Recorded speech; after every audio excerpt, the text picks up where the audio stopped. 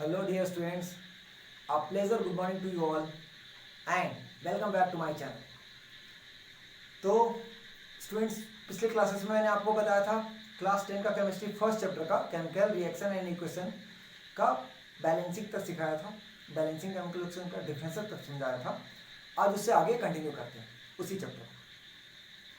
तो स्टूडेंट इससे पहले कि आगे बढ़ें मैं आप लोग एक चीज़ बता देता हूँ कि एक क्वेश्चन पूछता है why do we need for balancing the chemical equation, यानी केमिकल इक्वेशन को बैलेंसिंग की जरूरत क्यों पड़ी। तो मैं बताया था आप लोगों को पिछली बार कि क्लास 9 में आप लोगों ने एक लॉ पढ़ा था, the law of conservation of mass. According to that law the mass can neither be created nor be destroy. Mass को ना हम तोड़ सकते हैं ना काट सकते हैं, ठीक है। क्योंकि जब भी कोई केमिकल रिएक्शन होता है तो जो भी नंबर ऑफ एलिमेंट मास का जो नंबर ऑफ मास का जो एलिमेंट्स होता है रिएक्टेंट साइड्स वो हमेशा इक्वल होता है mass number of elements on product side. यानी मान लीजिए रिएक्टेंट साइड 8 एलिमेंट्स है तो प्रोडक्ट साइड भी कितने होंगे, 8 ही होंगे, यानी दोनों बैलेंस होगा। इसीलिए हम लोग को बैलेंसिंग सीखना पड़ता है। और याद रखिए स्टूडेंट्स, आपके स्कूल में कोई भी एग्जाम हो, टर्म 1 का हो, हाफ ईयरली हो या फाइनल हो, हमेशा एक ना एक क्वेश्चन 3 मार्क्स का पूछता है। एक केमिकल इक्वेशन दे देगा अनबैलेंस और उसको बोलेगा balance the following chemical equation, आपको बैलेंस करना हो। वही बैलेंसिंग हम लोग सीखेंगे कि कैसे किया जाता है।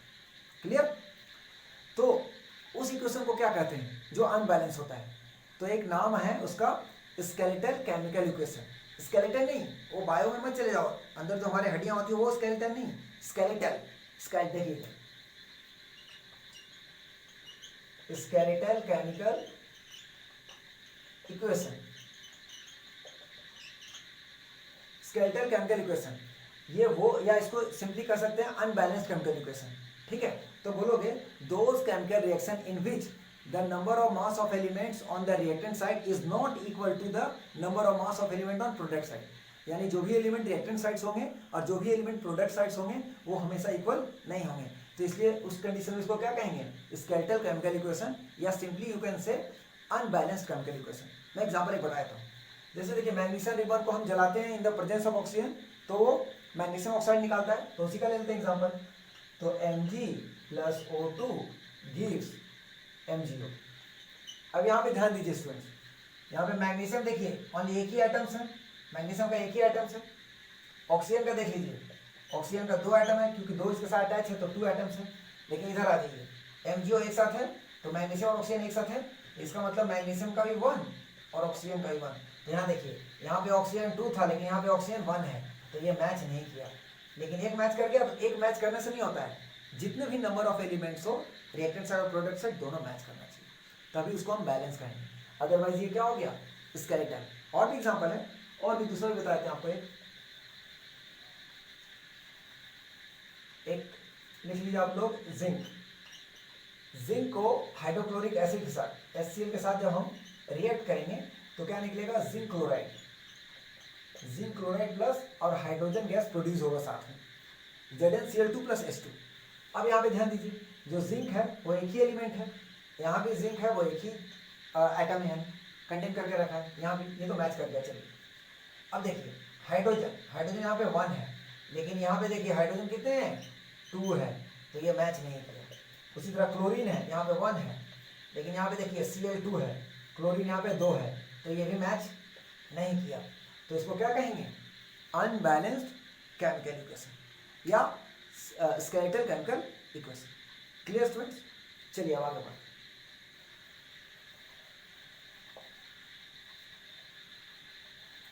तो जैसा कि मैंने बताया आज हम लोग क्या पढ़ने वाले हैं, बैलेंसिंग करना सीखेंगे, कैसे क्वेश्चन को बैलेंसिंग करेंगे। कोई केमिकल इक्वेशन दिया होगा जो कि अनबैलेंस होगा तो बैलेंसिंग पढ़ेंगे,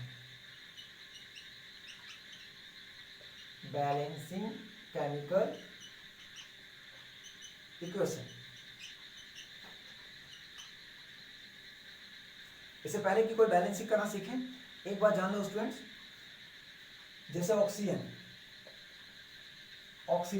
को कैसे लिखते हैं, सिंबल है O, लेकिन जब भी हम कोई केमिकल रिएक्शन वगैरह में इसको शो करते हैं तो क्या रिप्रेजेंट करते हैं, O2 करते हैं। ऐसा क्यों भाई, इसका ऑक्सीजन का सिंबल तो है लेकिन सर O2 क्यों लिखा है।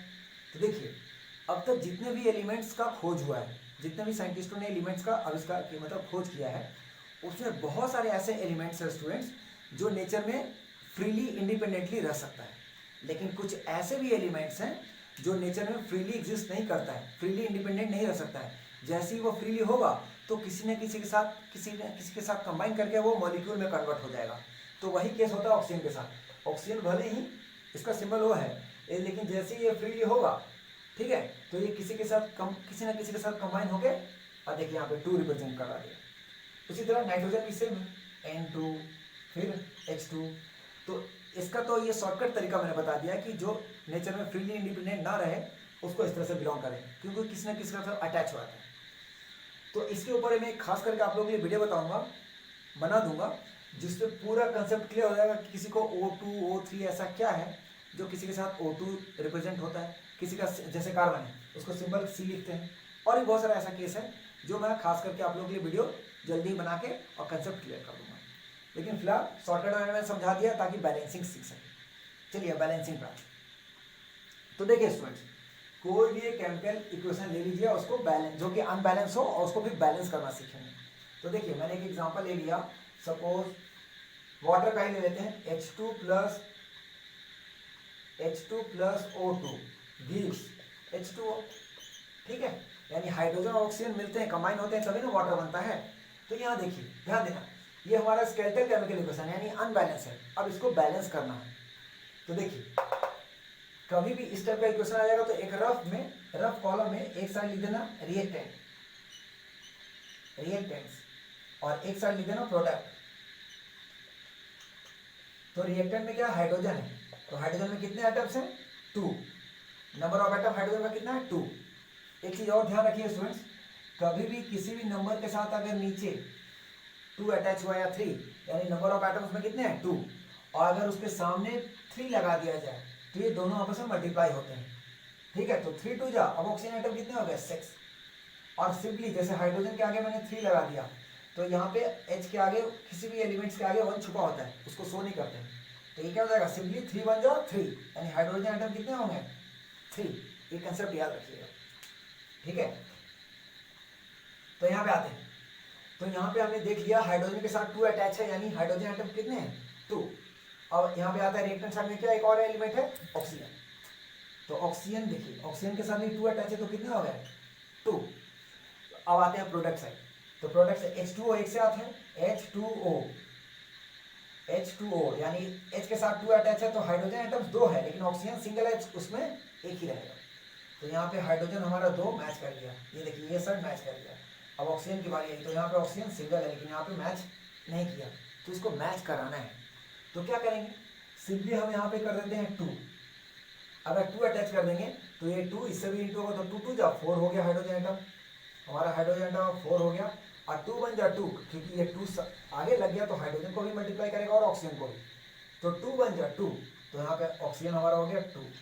अब इधर आते हैं, अब देखिए यहाँ पे हाइड्रोजन 4, लेकिन यहाँ पे 2, तो इसको बढ़ाना होगा हमको, तो यहाँ पे सिंपली 2 कर दो, तो 2 2 जा 4, तो यहाँ पे अब क्या हो जाएगा, 4। देखो मैच कर गया ना।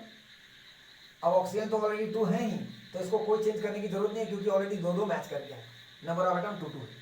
तो ये हो गया बैलेंस केमिकल इक्वेशन। एक दूसरा एग्जांपल भी आप लोगों को बताते हैं, इसको मिटा लेते हैं, ठीक है स्टूडेंट।